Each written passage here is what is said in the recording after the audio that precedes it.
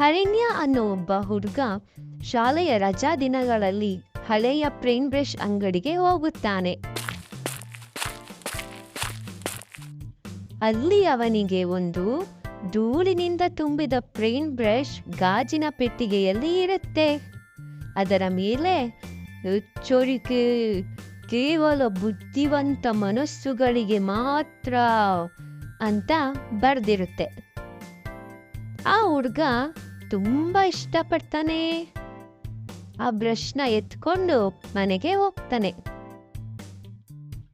ಅರಣ್ಯ ಮನೆಗೆ ಹೋಗಿ ಒಂದು ಬೆಕ್ಕಿನ ಚಿತ್ರವನ್ನು ಬರೀತಾನೆ.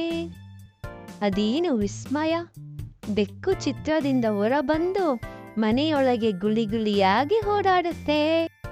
ಆವಾಗ ಅವನಿಗೆ ಗೊತ್ತಾಗುತ್ತೆ, ಅವನ ಚಿತ್ರಿಸುವ ಎಲ್ಲವೂ ನಿಜವಾಗುತ್ತೆ.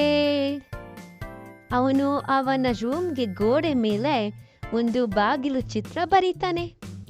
ಆವಾಗ ನಿಜವಾದ ಬಾಗಿಲು ಬಂದೇ ಬಿಡುತ್ತೆ.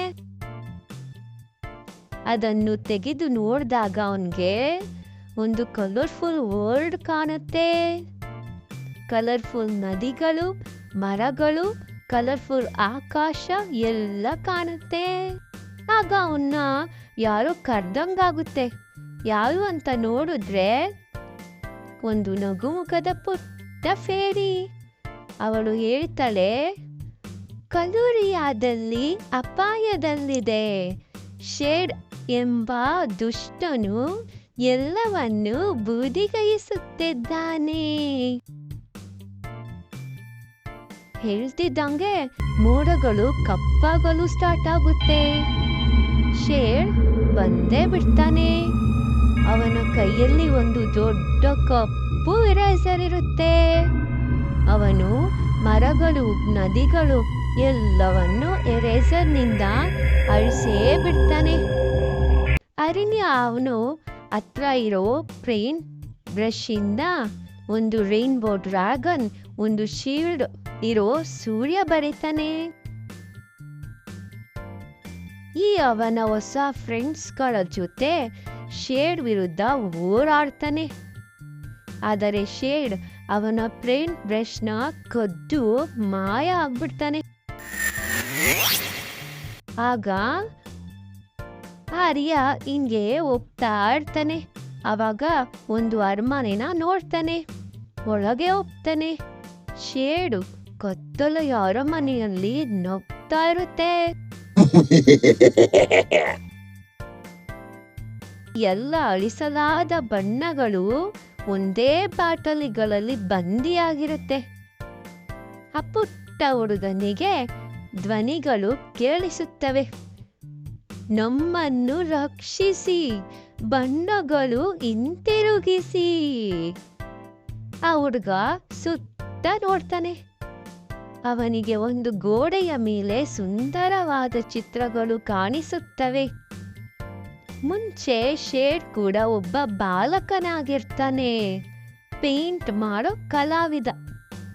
ಆದರೆ ಯಾರೂ ಅವನ ಕಲೆಗಳನ್ನು ಗುರುತಿಸದ ಕಾರಣ ಅವನು ಶೇಡ್ ಆಗ್ಬಿಟ್ಟಿರ್ತಾನೆ. ಆದ್ರೆ ಅರಣ್ಯ ಉಳಿದ ಬಣ್ಣದ ಧೂಳಿನಿಂದ ಒಂದು ಪ್ರೀತಿ ಮೆರೆದ ಚಿತ್ರವನ್ನು ಬರೀತಾನೆ. ಅದು ಪ್ಯಾಲೇಸ್ನಲ್ಲೆಲ್ಲ ಪ್ರೀತಿ ಹರಡುತ್ತೆ.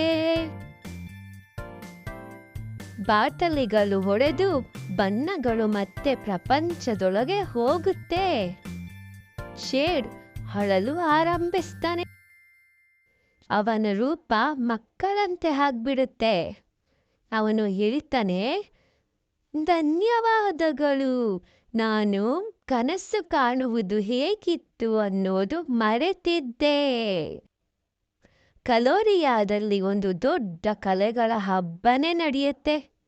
ಎಲ್ಲರೂ ಆಕಾಶ, ನದಿಗಳು, ಕನಸುಗಳನ್ನು ಚಿತ್ರಿಸುತ್ತಾರೆ. ಆಕಾಶವೇ ಒಂದು ಜೀವ ಇರುವ ಚಿತ್ರವಾಗುತ್ತೆ. ಮನೆಗೆ ಹಿಂದಿರುಗುತ್ತಾನೆ ಆ ಹುಡುಗ. ಆಗ ಕಣ್ಬಿಡ್ತಾನೆ. ಎದ್ದು ನೋಡಿದ್ರೆ ಎಲ್ಲ ಕನಸು.